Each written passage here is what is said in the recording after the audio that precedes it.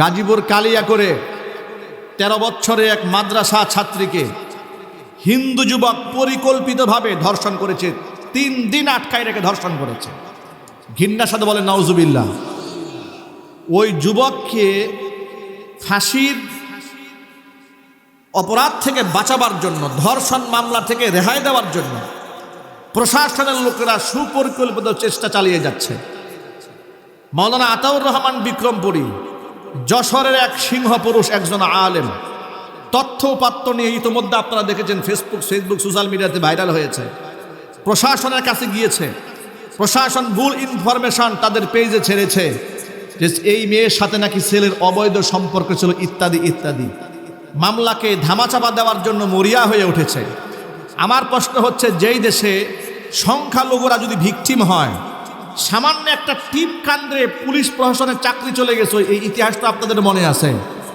তো হিন্দু যদি তথাকথিত হিন্দুরা, তথাকথিত বাম এবং রামেরা যদি অধিকার থেকে বঞ্চিত হয় বলে সামান্য আওয়াজ ওঠে, প্রশাসন ঝাঁপায়ে পড়ে, বুদ্ধিজীবীরা ঝাঁপায়ে পড়ে, সুশীলরা ঝাঁপিয়ে পড়ে। পক্ষান্তরে মাদ্রাসার ছাত্রী ধর্ষিতা হয়েছে, কারো কোনো আওয়াজ নাই, মুখের মধ্যে কুলুপ এঁটে বসে আছো।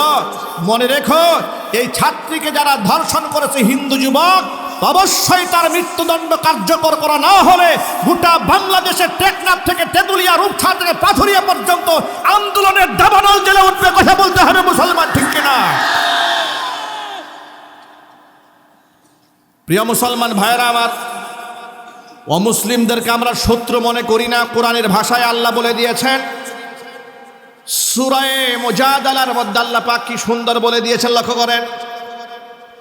সূরাতুল মুমতাহিনার মধ্যে আল্লাহ বলেছেন, লা ইয়ানহাকুমুল্লাহু আনিল্লাযীনা লাম ইউকাতিলুকুম ফিদ-দীনি ওয়া লাম ইউখরিজুকুম মিন দিয়ারিকুম আন তাবাররুহুম ওয়া তুকসিতু ইলাইহিম ইন্নাল্লাহা ইউহিব্বুল মুকসিতিন। যেই সমস্ত অমুসলিমরা তোমাদের সাথে ধর্মীয় যুদ্ধে লিপ্ত হয় নাই, তোমাদেরকে এলাকা থেকে তাড়িয়েও দেয় নাই, তাদের সাথে ভালো আচরণ করতে আমি আল্লাহ তাআলা তোমাদেরকে নিষেধ করি না, এমনকি তাদের সাথে ইনসাফ করতেও আমি আল্লাহ পাক বারণ করি না। ইন্নাল্লাহা ইউহিব্বুল মুকসিতিন, আমি আল্লাহ তাআলা ইনসাফকারীদেরকে ভালোবাসি। জোরে জোরে বলেন সুবহানাল্লাহ। সুতরাং সাধারণ হিন্দু যারা আছে, এদের সাথে আমার যে কোনো দুশ্মনী নাই, কিন্তু যেই কুলাঙ্গার আমার বোনকে ধর্ষণ করেছে তার সাথে আমার শত্রুতা আছে না নাই? জোর আওয়াজে বলতে হবে, আছে না নাই? যেই কুলাঙ্গার নর্থ সাউথ বিশ্ববিদ্যালয়ে আল্লাহর কোরআন ছিঁড়ে ঠান্ডা মাথায় পাড়িয়েছে অপূর্ব পাল নামক হিন্দু কুলাঙ্গার, এর সাথে আমার শত্রুতা আছে না নাই? হিন্দু কুলাঙ্গারের ফাঁসি হতে হবে। আল্লাহর কোরআন যে পাড়িয়েছে, আল্লাহর কোরআনের সাথে বেয়াদবি হয়েছে, তার ফাঁসি হোক। এটা কি আপনারা চান? কারা কারা চান? এবার দুহাত দেখতে চাচ্ছি আমি। গোটা বাংলাদেশ থেকে আওয়াজ তুলতে হবে। অনেক মুসলমানরা এই জায়গায় নীরব থাকে, রাজনীতির স্বার্থে রাস্তার মধ্যে ক্যাম্পেইন করে, বলে হিন্দু মুসলিম ভাই ভাই অমুক মার্কাই ভোট চাই। নাই বাংলাদেশে? আরো জোরে। তো হিন্দু যুবক যে তোমার আল্লাহর কোরআন পারালো, তুমি তো কোনো প্রতিবাদ করলে না। কথা ঠিক কিনা জোরে বলেন। এখন আপনি বলবেন না হয় একজন করে ফেলেছে, তো আবার কেউ কেউ দেখলাম বলেছে যুবকটা পাগল, মাথা ঠিক নাই। আমার প্রশ্ন হচ্ছে, মাথা ঠিক নাই তো বাইবেল তো পারাইলো না, কথা বলেন, বেদ তো পারাইলো না। এমন পাগল বেছে বেছে শুধু কোরআন শরীফ পারাতে মনে চায়।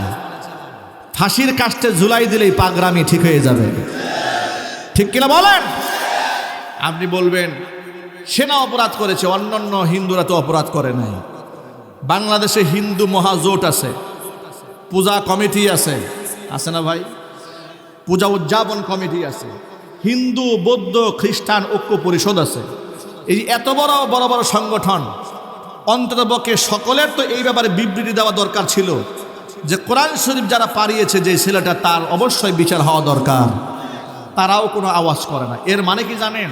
আমার কোরআন, আমার ইসলাম যদি ভিকটিম হয়, তাহলে ওরা কোনো আওয়াজ করবে না। পক্ষান্তরে ওরা ভিকটিম হলে আমার দেশের কিছু মুনাফিক আছে ঝাঁপিয়ে গিয়ে পড়ে আগলা পিরিত দেখাবার জন্য। আল্লাহর কথায় চূড়ান্ত, মুশরিকরা কোনোদিন মুসলমানদের আপন হতে পারে না।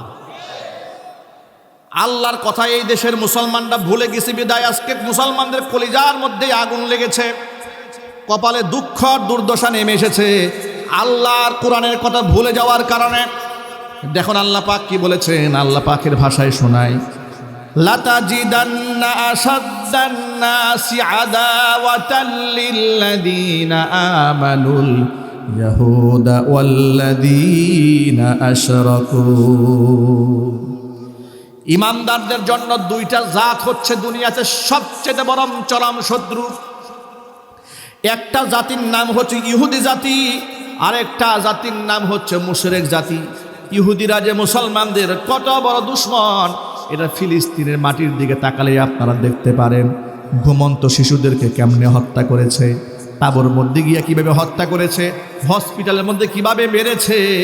তারা যেন খাবার না খেয়ে হাড্ডি সার হয়ে মরে যায়। নিজেরা তো খাবার বন্ধ করে দিয়েছে, বাহির থেকে যেন খাবার ঢুকতে না পারে তারও ষড়যন্ত্র চালিয়েছে। আমি আমার ভাষায় বলি, আসমানের নিচে জমিনের উপরে ওই সমস্ত ইহুদিদেরকে দেখতে মানুষের মতো মনে হলেও আল্লাহর কসম ওরা জানোয়ার ছাড়া কিছু নয়। এই জানোয়ারদের বিরুদ্ধে মুসলমানদের ঐক্য গড়ে তুলতে হবে। কথা ঠিক নেবে ঠিক?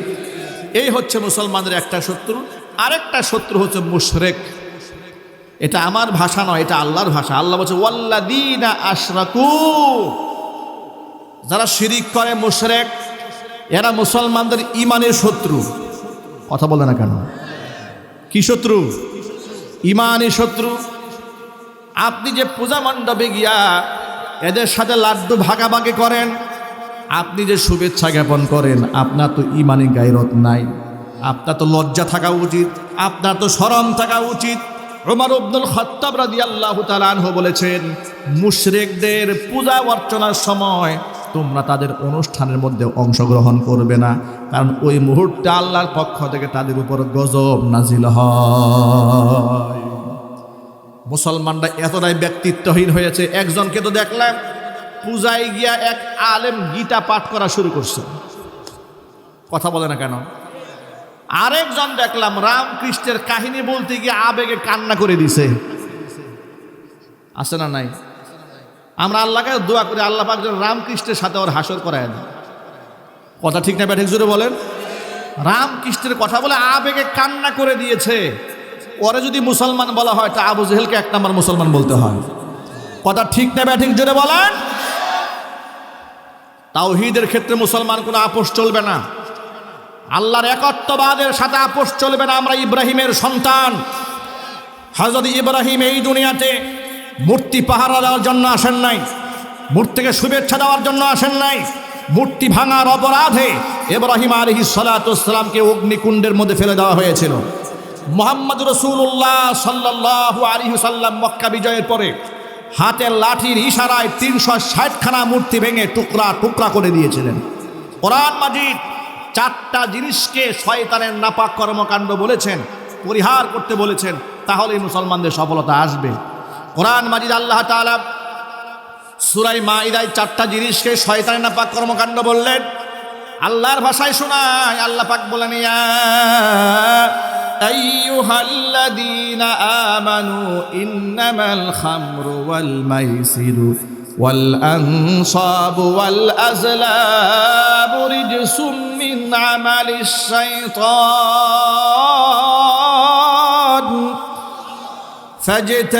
ফাজতানিবুহু লাআল্লাকুম তুফলিহুন।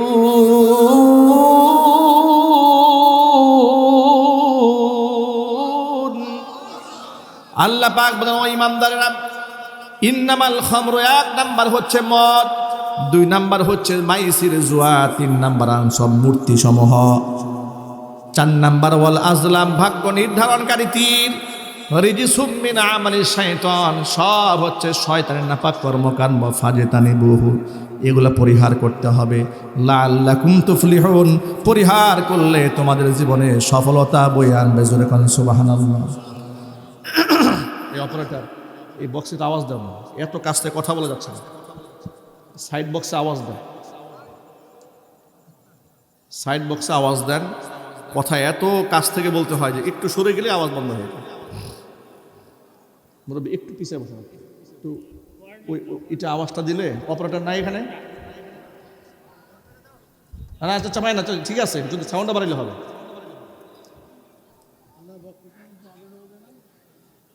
না গাইতে হবে না, শুধু ভলিউম দিলে হবে। দুটো পাশে এই পাশে ভলিউম দেন, কারণ আমার কেন আওয়াজটা না আসলে তো আমার কথা বলতে কষ্ট হয়ে যাচ্ছে। আওয়াজ দেন, আওয়াজ দেন, এই তো ঠিক আছে, শুধু শুধু আমাদের কষ্ট দেন। প্রিয় ভাইরা আমার, শয়তানের 4টা কাজকে শয়তানের নাপাক কর্মকাণ্ড বলে আল্লাহ পাক কোরআনে উল্লেখ করেন। এর মধ্যে দ্বিতীয় নাম্বার হচ্ছে আনসাব, মূর্তি। দ্বিতীয় নাম্বার কি? 1 নাম্বার হচ্ছে মদ, 2 নাম্বার জুয়া, 3 নাম্বার মূর্তি। মূর্তি সমূহকে আল্লাহ তাআলা শয়তানের নাপাক কর্মকাণ্ড বলেছেন। সেই মূর্তির সাথে মুসলমানদের কোনো সম্পর্ক আছে? কিন্তু অনেকে আওয়াজ বলে না।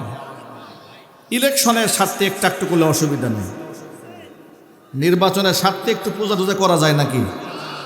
নির্বাচনের স্বার্থে একটু হালুয়া খাইলে অসুবিধা নাই না? অসুবিধা আছে।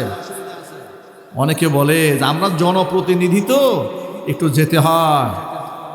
একদম পরিষ্কার বার্তা, পৃথিবীর সমস্ত মুফতি, সমস্ত ফকিহ এই ব্যাপারে একমত।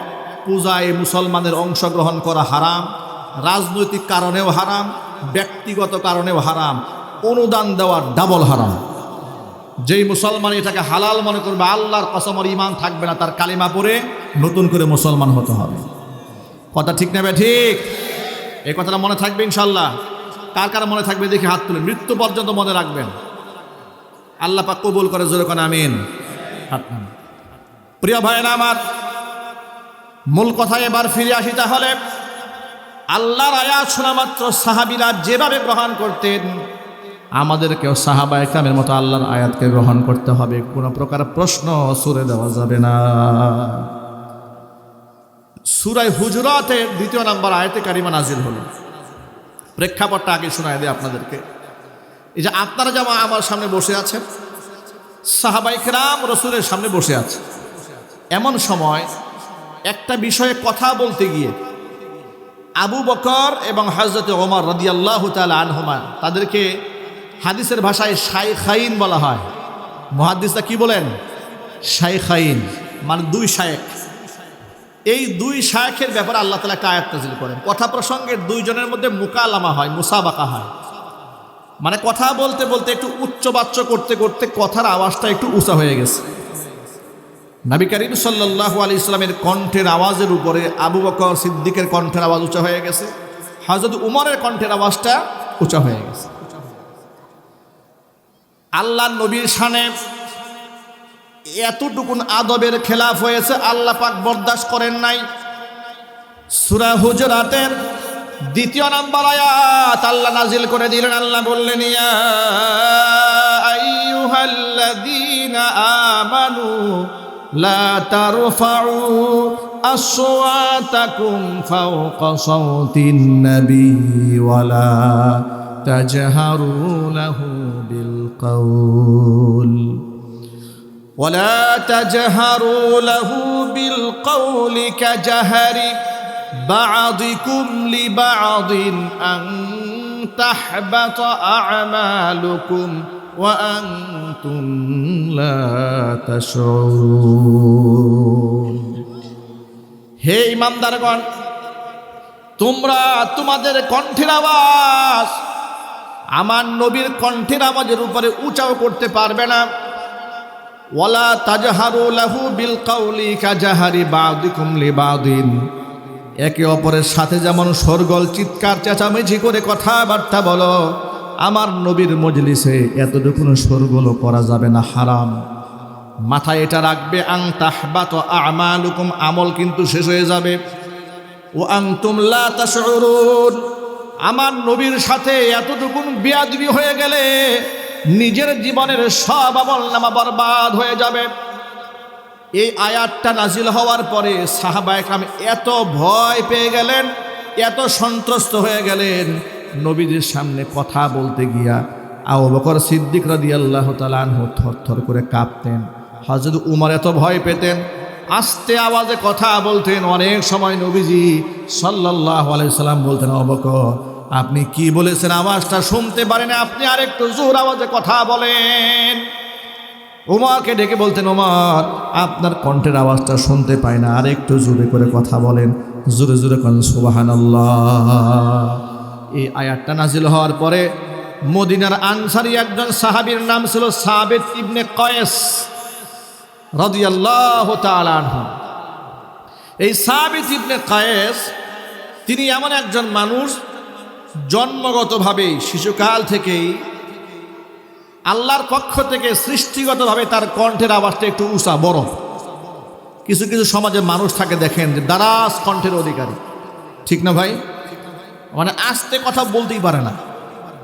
আমাদের এলাকাতেও আমরা এরকম লোক দেখেছি, বিভিন্ন মঞ্চে বক্তব্য দেওয়ার সময় খুব দারাজ গলায় বক্তব্য দিতে পারেন, মানে বলার বয়সটা খুব স্ট্রং ভয়েস, এরকম কিছু লোক আছে সমাজে। তো সাবিত ইবনে কয়েস হচ্ছেন এরকম খুব দারাজ গলার অধিকারী। সাবিত ইবনে কয়েস এমন ভয় পেয়েছেন আয়াত নাজিল হওয়ার পরে, তিনি মুহাম্মদ সাল্লাল্লাহু আলাইহি ওয়াসাল্লামের সামনে আসেন না, ঘরের মধ্যে বসে আছেন। আল্লাহর নবী তাকে নামাজে পাচ্ছে না। সাবিত ইবনে কয়েস নামাজে নাই। নবীজি সাল্লাল্লাহু আলাইহি ওয়াসাল্লাম জিজ্ঞেস করলেন, কি ব্যাপার সাবিত ইবনে কয়েসকে দেখতে পাচ্ছি না, কি হয়েছে তার, সে কি অসুস্থ নাকি? এমন সময় সাদ বিন মুআজ রাদিয়াল্লাহু তাআলা দাঁড়ালেন, দাঁড়িয়ে বলেন, ইয়া রাসূলুল্লাহ আমি সাবিত ইবনে কয়েসের বাড়ি চিনি, আমি তার বাড়িঘর চিনি, আপনি যদি আমাকে অনুমতি দেন তো আমি তার বাড়ি থেকে খোঁজখবর নিয়ে আসতে পারি যে আসলে ঘটনা কি ঘটেছে, সে কেন মসজিদে আসে না কিংবা আপনার সামনে আসে না। এবার সাদ বিন মুআজ রাদিয়াল্লাহু তাআলা আনহু সাবিত ইবনে কয়েসের বাড়িতে গেল, গিয়ে দেখে সাবিত ইবনে কয়েস খুব লজ্জিত হয়ে মাথা নত করে বসে আছে। সাদ বিন মুআজ তাকে বলছে, মা লাকা ইয়া সাবিত ইবনে কয়েস, ও সাবিত কি হয়েছে তোমার? তোমাকে নবী করিম সাল্লাল্লাহু আলাইহি ওয়াসাল্লাম স্মরণ করছেন, তোমাকে পাচ্ছে না মসজিদে, কি হয়েছে তোমার? এই কথা শুনে সাবিত ইবনে কয়েস জবাব দিয়ে বলে, কদ হালাকতু, আমি তো শেষ, আমি তো ধ্বংস হয়ে গেছি। আল্লাহ তাআলা হুজুরাতে আয়াত নাজিল করেছেন, নবীর কণ্ঠের আওয়াজের উপর যদি কারো কণ্ঠ যায় তার আমল নামা শেষ। তা আমার তো গলার যে আওয়াজ, যে ভয়েস, এটা তো আমি লুকিয়ে রাখতে পারবো না, আমি রসুলের সামনে গেলেই শেষ। বরং আমার ভয় হচ্ছে বিগত জীবনে যত পাপ আমার হয়েছে আমার জন্য জাহান্নাম ওয়াজিব হয়ে গেছে, আমি লজ্জায় শরমে নবীর সামনে যেতে সাহস পাচ্ছি না। আল্লাহু আকবার বলেন। ভাইরা, আদব কাকে বলে দেখেন, তিনি তো ইচ্ছা করে রসুলের সামনে আওয়াজ দেন নাই, শুধু আয়াত নাজিল হয়েছে যে রসুলের সামনে উচ্চ আওয়াজে কথা বলা যাবে না। অনিচ্ছাকৃত রসুলের সামনে বিয়াদবি হয়েছে মনে করছেন তার আমল শেষ হয়ে গেছে, ভয় পেয়ে যাচ্ছেন। এই সংবাদটা যখন সাদ বিন মুআজ নবীজির কানে গিয়ে দিল, আল্লাহর নবী রাহমাতুল লিল আলামিন জবাব দিয়ে বলছেন, সাদ বিন মুআজ তাড়াতাড়ি যাও সাবিত ইবনে কয়েসের কাছে গিয়ে বলো, আমি মুহাম্মদুর রাসূলুল্লাহ সাল্লাল্লাহু আলাইহি ওয়াসাল্লাম সাক্ষ্য দিচ্ছি, নিঃসন্দেহে তুমি আল্লাহর জান্নাতি। ভাইরা আমার, কে জান্নাতি আর কে জাহান্নামী এই ঘোষণা তো আমার দেওয়ার ক্ষমতা নাই, আপনারও দেওয়ার ক্ষমতা নাই, কোনো পীর সাহেবের দেওয়ার ক্ষমতা আছে নাকি ভাই? কিন্তু আমাদের দেশের পীর সাহেবরা কিন্তু জান্নাতের ঘোষণা দেয়, কথা বলেন। আরে বাবা, রেকর্ড আছে আমাদের কাছে, ডাইরেক্ট বলে এই দরবারে মুরিদ যদি কেউ হয় তার কবরে কোনো ফেরেশতা সওয়াল জবাব করতে আসবে না।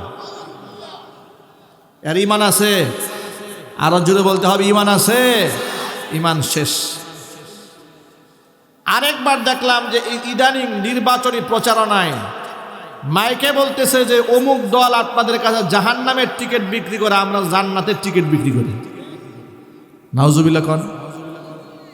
আরেক দল বলতেছে, দেখলাম কোন দলের নাম বলি না, যার যা বোঝার বুঝে নিয়েন, নির্বাচনে একটা ভোট পাওয়ার আশায় বলতেছে যে এই মার্কায় ভোট দিলে ইমান থাকবে, ভোট না দিলে ইমান শেষ। আছে না নাই?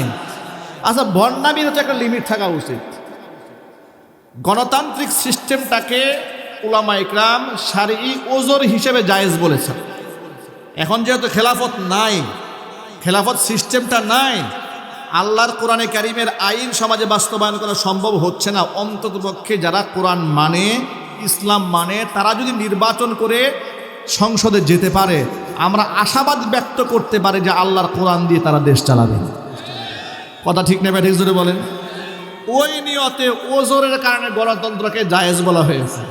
এখন কেউ যদি বলে এখানে ভোট দেওয়া ফরজ, কেউ যদি বলে আমার মার্কায় ভোট না দিলেও কাফের হয়ে যাবে, তাহলে চিন্তা করেন তারা ইমান বিক্রি করে কয়েকটা ভোটের আশায়। কথা ঠিক নেবে? ঠিক।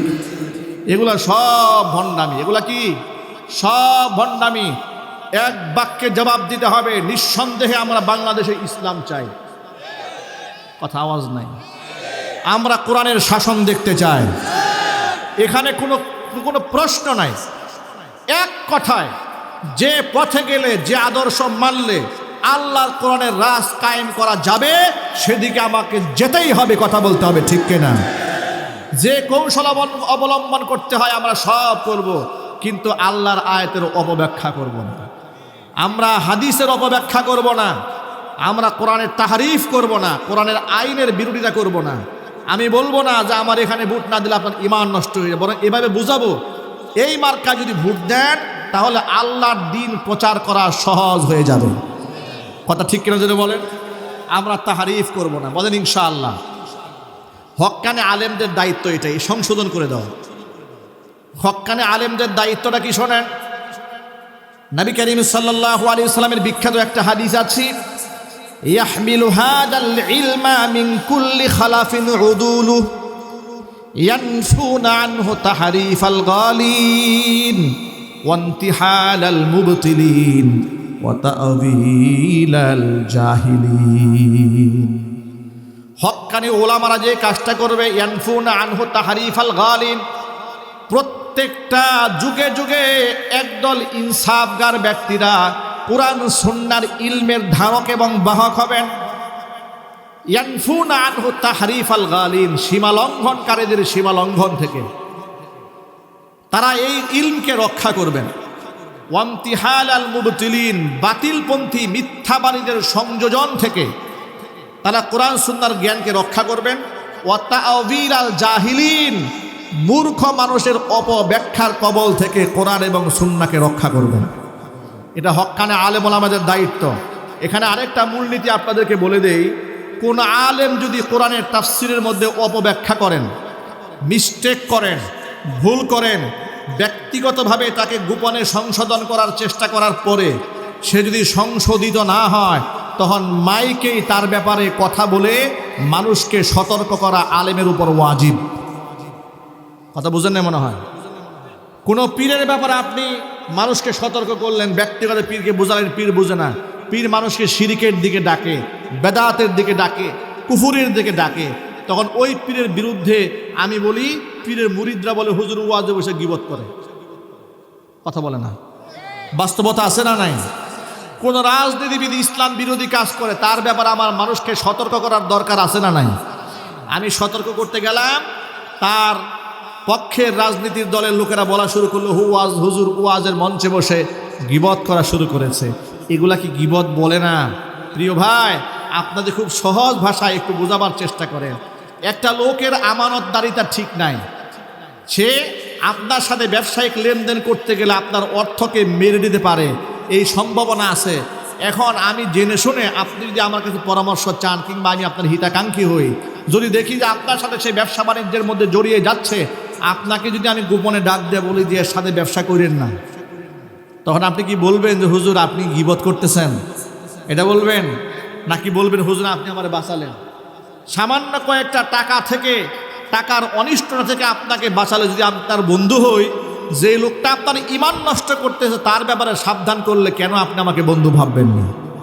কথা ঠিক না ঠিক জোরে বলেন? পৃথিবীর সকল সম্পদের চাইতে ঈমানের মূল্য বেশি। কথা ঠিক না ঠিক জোরে বলেন? এই জন্য আমার ভাইয়ারা, এই ব্যাপারে কোনো আপোষ চলবে না, কথা একদম ক্লিয়ার। কোরআন সুন্নাহর অপব্যাখ্যা করা যাবে না, কিন্তু বক্তব্য একটা, যে কোনো কৌশলে হোক না কেন আমরা বাংলার জমিনে আল্লাহর কোরআনের রাজ দেখতে চাই। কারা কারা দেখতে চান আমার সাথে দেখি? আপনারা কি মন থেকেই দেখতে চান, নাকি এখানে দেখানোর জন্য হাত তুললেন? আল্লাহ পাক যেন আমাদের ঐক্যবদ্ধ থাকার তৌফিক দান করেন। জোরে কোন আমিন। এক কথায় বলবেন যে তন্ত্র মন্ত্র দেখা হয়ে গেছে, কোরআন দেখা হয় না বাংলাদেশে। যদি বলতে হবে ঠিক কিনা? এই বাংলাদেশে অনেক কুফরি আইন আছে, মদের লাইসেন্সের আইন আছে, বাল্য বিবাহের নামে বৈধ সম্পর্কের নিষিদ্ধের আইন আছে, কিন্তু পতিতালয়ের লাইসেন্স দেওয়া আছে। 12 বছরের মেয়ে পতিতাবৃত্তি করতে পারে, কিন্তু 18 বছরের আগে মেয়ে বিবাহ দিতে পারে না। এই বৈষম্য আইন ভেঙে দিয়ে আল্লাহর কোরআনের আইন বাস্তবায়ন করে সমাজ থেকে জেনা ব্যভিচারকে লাথি মেরে বঙ্গোপসাগরে ভাসিয়ে দিতে হবে। আমার যুবক ভাইরা, সাবিত ইবনে কায়েস রাদিয়াল্লাহু তাআলা আনহু শুনতে পেলেন নবীজি সাল্লাল্লাহু আলাইহি সাল্লাম তাকে জান্নাতি বলে ঘোষণা দিয়েছেন। কতটা আদব, কতটা মোহাব্বত নবীজি সাল্লাল্লাহু আলাইহি সাল্লামকে তারা করেছেন, কতটা ভালো তারা বেসেছেন। আমাদের জীবনের সবচেয়ে বড় শিক্ষা হলো আল্লাহর কোরআন যেদিকে দিক নির্দেশনা দিয়েছে সেখানে সন্দেহ করার কোনো অবকাশ নাই। আল্লাহর কোরআন দিয়ে দেশ সমাজ রাষ্ট্র চলবে, ব্যক্তি জীবন চলবে, পারিবারিক জীবন চলবে, সামাজিক জীবন চলবে। সকল ক্ষেত্রে আল্লাহর কোরআন বাস্তবায়ন হয়ে যাবে। ইমামদারেরা যদি ক্ষমতায় চলে আসে, আল্লাহ পাক এই কোরআনে বলে দিয়েছেন 4টা মৌলিক কাজ করবে। কয়টা? এবার আল্লাহর আয়াতটা শোনায় দেই। আল্লাযীনা ইম্মাক্কান্নাহুম ফিল আরদি আকামুস সালাতা ওয়া আতাবুজ যাকাতা ওয়া আমারু বিল মারুফ ওয়া নাহাউ আনিল মুনকার। ইমানদারেরা ক্ষমতায় গেলে 1 নাম্বার যে কাজটা সমাজের মধ্যে করবে, সমাজের মধ্যে তারা নামাজ কায়েম করবে। সমাজের মধ্যে নামাজ কায়েমের দরকার আছে না নাই? বড় দুঃখ লাগে, আজান হয়ে যায় মসজিদে, অসংখ্য মুসলমান মসজিদ মার্কেটে দোকান করে নামাজে যায় না। ঠিক না বলেন? মাইক দোকানের উপর লাগিয়ে রেখেছে, মুয়াজ্জিন আজান ফুটছে, উনি আজান শুনে মসজিদে যায় না। এর চাইতে বড় আফসোস, এর চাইতে বড় ব্যর্থতা মুসলমানদের জীবনে আর কি হতে পারে? নবী করিম সাল্লাল্লাহু আলাইহি সাল্লাম বলেছেন, জুইলাত কুররাতু আইনি ফিস সালাহ, নামাজের মধ্যে আল্লাহ তাআলা আমার চোখের শীতলতা দান করে দিয়েছে। আল্লাহ তাআলা কোরআনে ঘোষণা করেছেন, ইয়া আইয়ুহাল্লাযীনা আমানুস্তাঈনু বিস-সাবরি ওয়াস-সালাহ ইন্নাল্লাহা মা'আস সাবিরিন। ও ইমানদারেরা, 2টা জিনিসের মাধ্যমে তোমরা আমার কাছে সাহায্য চাবে। আমানুস্তাঈনু বিস-সাবরি ওয়াস-সালাহ, নামাজের মাধ্যমে আমার কাছে সাহায্য চাবে, আর ধৈর্য ধারণ করার মাধ্যমে আমি আল্লাহর কাছে সাহায্য চাইবে। আমি আল্লাহ ধৈর্যশীলদের সাথে আছি। জোরে জোরে বলেন সুবহানাল্লাহ। আজকের পর থেকে আমরা 1 ওয়াক্ত নামাজও কাজা করব না। তার কারণটা শোনেন। বুনিয়াল ইসলাম আলা 50, নবী করিম সাল্লাল্লাহু আলাইহি সাল্লাম বলেছেন, ইসলামটা টিকে আছে 5টা খুঁটির উপরে। 1 নাম্বার খুঁটি হচ্ছে এই বিশ্বাসের উপরে টিকে আছে, এই সাক্ষীর উপরে টিকে আছে, কালিমাতি এই শাহাদাত আশহাদু ইলাহা ইল্লাল্লাহ ওয়া আন্না মুহাম্মাদার রাসূলুল্লাহ, এই কথাটা সাক্ষ্য দেওয়া আল্লাহ ছাড়া কোনো মাবুদ নাই, মুহাম্মদ সাল্লাল্লাহু আলাইহি ওয়াসাল্লাম আল্লাহ পাকের রাসূল। এই বিশ্বাস আমাদের সকলের দিলে আছে, আলহামদুলিল্লাহ। এটা আলহামদুলিল্লাহ জুড়ে বলেন। আমার বিশ্বাস এটা আমাদের সবার দিলে আছে, আলহামদুলিল্লাহ। আল্লাহ ছাড়া কোনো মাবুদ আছে? একটা কমন প্রশ্ন, আল্লাহ ছাড়া মাবুদ আছে? মুহাম্মদ সাল্লাল্লাহু আলাইহি ওয়াসাল্লাম আল্লাহ পাকের রাসূল, এই ব্যাপারে আমাদের সন্দেহ আছে। এটা হয়ে এই পর্ব শেষ, কিন্তু ওয়া ইকামিস সালাহ, নামাজ পর্ব বাকি আছে। নামাজের ওয়াক্ত হয়ে গেছে, সামনে অনেক কাজ, ব্যবসা বাণিজ্য সামনে চলে আসছে। হযরত আলী কাররামাল্লাহু ওয়াজহাকে ডেকে নবী করিম সাল্লাল্লাহু আলাইহি ওয়াসাল্লাম বলেছেন, আলী, ইয়া আলী, সালাসুন লা তুআখিরহা, 3টা কাজে কখনো বিলম্ব করবে না। 1 নাম্বার কাজ হচ্ছে আস-সালাতু ইযা আনাত, ও আলী, নামাজের সময় হয়ে গেলে ইচ্ছা করে কাল বিলম্ব করবে না যে মাত্র তো ওয়াক্ত শুরু হয়েছে, কিছুক্ষণ পরে গিয়ে আদায় করব, এই কথা বলবা না। 2 নাম্বার, ওয়াল জানাজাতু ইদা হাদারাত, জানাজা হাজির হয়ে গেছে, ভাষণ দিয়ে দিয়ে বিলম্ব করা যাবে না। আমাদের সমাজে একটা ট্রেডিশন হয়ে গেছে যে যত বড় মাপের নেতা তারা জানাজা তত বিলম্বিত হয়। রাজনৈতিক নেতারা আসে স্টেজে, লাস্টে সামনে রেখে এমন ওয়াজ শুরু করে যে মানুষ বিরক্ত। শুধু গায়ে বান্ধা এরকম হয় না, কথা বলে না নাকি শুধু ঢাকাতেই হয়? আর বেনামাজির জানাজা বেশি হয় বাংলাদেশে। ঢাকা শহরে হয় একটা, গ্রামের বাড়িতে হয় একটা, হাই স্কুল মাঠে একটা, ফুটবল মাঠে একটা। অত জিন্দা অবস্থায় ফরজ নামাজ পড়ে না এক ওয়াক্ত। ঠিক না ব্যাটিক জুড়ে বলেন? এর জানাজা পড়লে কি আর না পড়লে কি, ফেরেশতারা ডান্ডা নিয়ে বসে আছে সাইজ করার জন্য। ঠিক না ব্যাঠিক? জানাজাতে দেরি করা যাবে না। 3 নাম্বার, এই যে পয়েন্টটা বলবো এটা বড় মারাত্মক।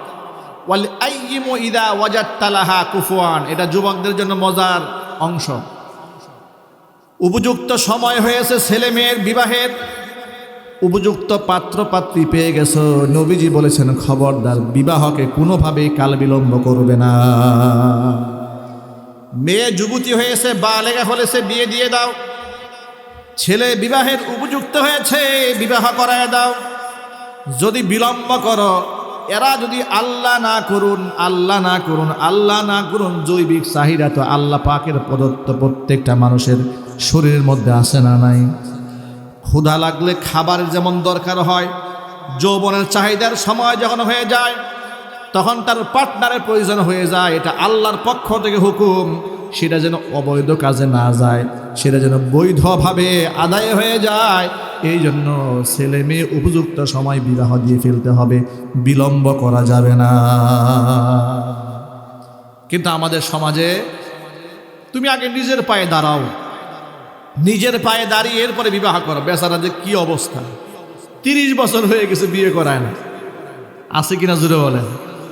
মেয়ে বিশ্ববিদ্যালয়ে পড়াচ্ছে, মেয়েকে বিবাহ দেয় না। আচ্ছা, বিশ্ববিদ্যালয়ে যে মেয়েকে পাঠায় দিলেন, মেয়ের বয়স হয়ে গেছে 22 বছর, মেয়ে বিশ্ববিদ্যালয়ে পড়াশোনা করতে তার জৈবিক চাহিদা আছে না? আরো চিল্লা এখন। তা আপনি যে তাকে পাঠায় দিলেন বিশ্ববিদ্যালয়ে, সে যে বয়ফ্রেন্ড নিয়ে সিনেমা হলে যাবে না, যাবে কই?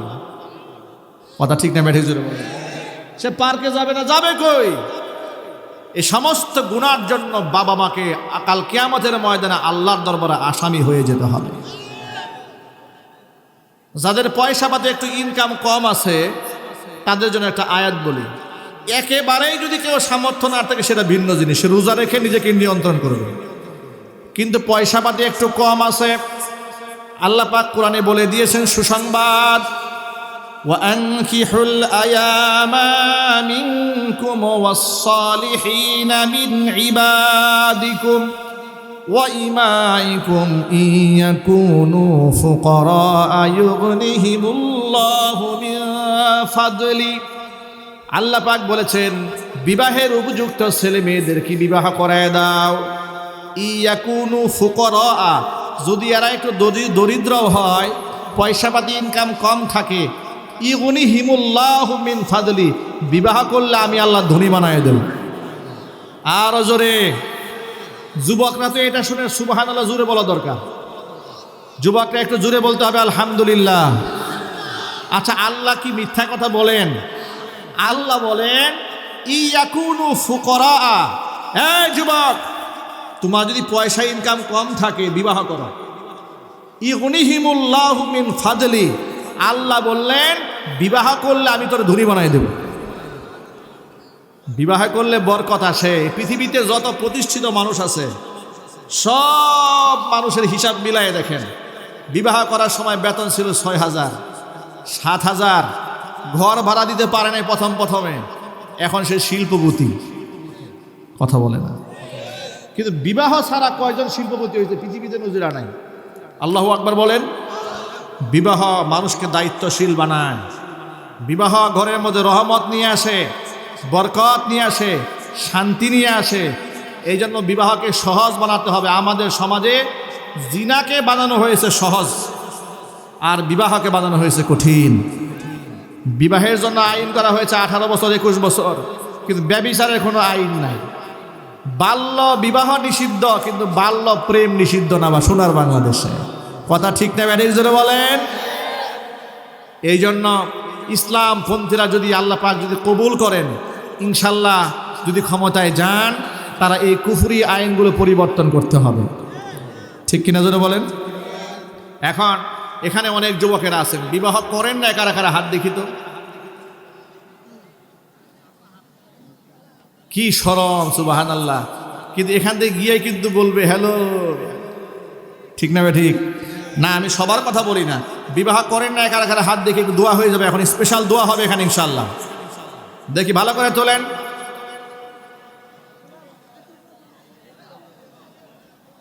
হাত নামান। আচ্ছা ঠিক আছে। এখন আপনারা দেখেন আমাদের সমাজে বিবাহ কেমন কঠিন করা হয়েছে। বিবাহ করতে গেলে, করাইতে গেলে মেয়ের বাবাদের বিশাল বিপদ এই সমাজে। কারণ ছেলে পক্ষ দাবি করে বেশি কিছু চাই না, একটা গাড়ি দিলেই হবে।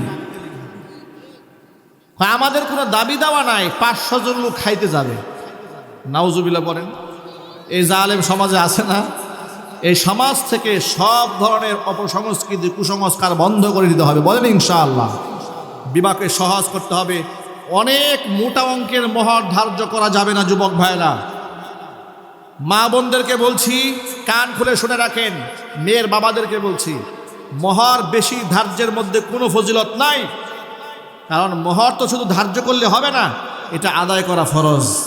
এটা আদায় করা কি ফরজ। শুধু এই মোটা অঙ্কের 10 লক্ষ টাকা ধার্য করে দিয়েছে, এটা আর দেয় না কিয়ামতের আগে।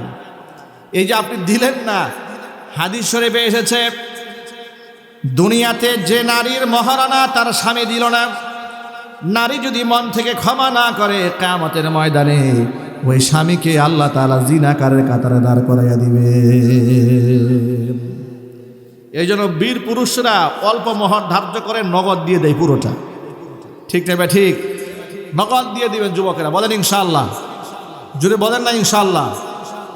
আর সমাজের মধ্যে যৌতুক প্রথাকে না করতে হবে, এটা এসেছে অমুসলিমদের থেকে। অমুসলিমরা যৌতুক প্রথা কেন বানিয়েছে শোনেন। কারণ যারা হিন্দু আছে ধরেন, তারা কিন্তু বিবাহের পরে পৈতৃক সম্পত্তির মধ্যে বাবার অংশে মেয়ের কোনো অধিকার নাই। যেহেতু নাই, তো যাচ্ছে যেহেতু পরের ঘরে যা দেওয়ার 14 গোষ্ঠী একবারে দিয়ে দেয়। ঠিক কিনা বলেন? কিন্তু ইসলাম ধর্ম কি তা বলেছে? না, ইসলাম ধর্ম তা বলে না। ইসলাম ধর্ম কি বলেছে শোনেন।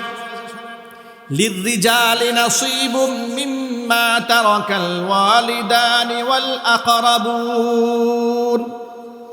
লিররিজালি নাসীবুম মিম্মা তারাকাল ওয়ালিদানি ওয়াল আকরাবুন মিম্মা ক্বাল্লা মিনহু আও কাসুরা নাসীবাম মাফরুদা। পিতামাতা কিংবা আত্মীয় স্বজন, তাদের সম্পত্তির মধ্যে পুরুষ এবং নারীর উভয়ের জন্য অধিকার রয়েছে, নির্ধারিত অধিকার। কোনো জায়গায় কম, কারো কোনো জায়গায় বেশি, কিন্তু নির্ধারিত অংশ আছে। যেহেতু পিতার সম্পত্তির মধ্যে মেয়ের অংশ ইসলাম ধর্ম নির্ধারণ করে দিয়েছে, সুতরাং বিবাহ দিয়া 14 গোষ্ঠী দিয়া বিদায় দিয়ে দিবেন, বিষয়টি কিন্তু তা নয়। বরং এটা মাত্র সাময়িক বিদায়। তাকে আপনি দিচ্ছেন, আপনার সম্পত্তির মধ্যে মেয়ের অধিকারও আছে। জোরে জোরে বলেন সুবহানাল্লাহ। এই সমাজে অনেক ভাইরা বোনের জমির অংশ দেয় না। কথা বলেন। নিজে আবার হজও করে, মসজিদে গিয়ে নামাজও পড়ে, কিন্তু বোনের অংশ দেয় না। অনেক ভাতিজারা আছে ফুপুর অংশ দেয় না। মসজিদে গিয়ে নামাজ পড়ে, বাইতুল্লাহ গিয়ে হজ করে। আল্লাহর কসম, আল্লাহর কসম, আপনি বোনের হক মেরে খেয়েছেন। বোনের জমি দখল করে রেখে দিয়েছেন, ফুপুর জমি দখল করেছেন। এই দুনিয়া থেকে আপনি চলে গেলেন, আপনি জানেন না অন্যের জমি দখল করার শাস্তি কত ভয়ঙ্কর। নবীজি সাল্লাল্লাহু আলাইহি ওয়াসাল্লাম বলেছেন, মাত্র 1 বিঘত জায়গা যদি অন্যের জমি কেউ দখল করে খায়, এই দুনিয়াতে কিয়ামতের ময়দানে 7 তবক জমিনের মাটি আল্লাহ পাক তার গলার মধ্যে ঝুলাই দেবে। জোরে জোরে বলতে হবে নাউজুবিল্লাহ। এই জন্য ইসলাম শুধুমাত্র নামাজের কথা বলে নাই, শুধুমাত্র রোজার হকের কথাই বলে নাই, শুধুমাত্র যাকাতের কথা বলে নাই। এই সমস্ত খুঁটিনাটি যত হক আছে সমস্ত হকগুলো আদায় করতে হবে। আল্লাহ যেন তৌফিক দান জোরে করে আমিন। আমার পরিচিত এক ভাই তার শ্বশুরের ইতিহাস শোনাচ্ছে আমাকে। 3টা মেয়ে, একটা মাত্র ছেলে। এই বেচারা ভদ্রলোক 3টা মেয়েকে বঞ্চিত করে নিজের নামের যত সম্পদ সব ছেলের নামে লিখে দিয়েছে। মেয়েদেরকে কিছু দেয় না। না দেওয়ার পরে লোকেরা জিজ্ঞেস করলো যে আপনি যে সব ছেলেকে দিয়ে দিলেন, মেয়েদেরকে যে কিছু দিলেন না, কারণটা কি? বলে হ্যাঁ আমি তো দিয়ে দিয়েছি। কয় কি দিয়েছেন মেয়েদেরকে? কয় মেয়েদের জন্য আল্লাহর কাছে দোয়া করে দিচ্ছি। কত বড় পীরে কামেল, শয়তানের দুষ্ট। কথা ঠিক না ব্যাটিক বলে? সে বলে মেয়েদের জন্য আল্লাহর কাছে দোয়া করে দিয়েছে, ছেলের নামে সব সম্পদ লিখে দিয়েছে। এরকম জালেম পিতাও দেশে আছে, আছে না নাই? এমন জালেম মাও আছে, জালেম বাবাও আছে। এ কথা মনে রাখেন। আপনার সন্তানও যদি হয় আর তার হক যদি আপনি নষ্ট করেন, কিয়ামতের ময়দানে কিন্তু আসামির কাঠগড়ায় দাঁড়িয়ে যেতে হবে। এই জন্য বান্দার হকের ব্যাপারে কোনো প্রকার কম্প্রোমাইজ করা যাবে না। আল্লাহ পাক যেন আজকে যে কথাগুলো বললাম সবার আগে আমাকে আমল করার তৌফিক দান করেন, এরপর আমার ভাইদেরকে আমল করার তৌফিক দান করেন। আমার সকল কথার মূল কথা, আল্লাহর কোরআনে যত বিধান আল্লাহ দিয়েছেন হাসি মুখে, বিনা যুক্তিতে, বিনা তর্কে মানতে রাজি আছেন কারা কারা? এবার দোহাত দেখতে চাচ্ছি। পারবেন তো ইনশাআল্লাহ? একটু জোরে বলতে হবে ইনশাআল্লাহ। কোনো যুক্তি তর্ক নেই। আল্লাহর হুকুমের সামনে আমরা সব আল্লাহর গোলাম। কার গোলাম? চিল্লায় বলেন কার গোলাম? এই জমিন কার? এই আসমান কার? আলো বাতাস কার? হুকুম চলবে কার? আল্লাহ পাক যেন আল্লাহর জমিনে আল্লাহর দিন কায়েম করে এ দুনিয়া থেকে বিদায় হওয়ার তৌফিক আমাদেরকে দান করেন। সকলে জোরে বলেন আল্লাহুম্মা আমিন।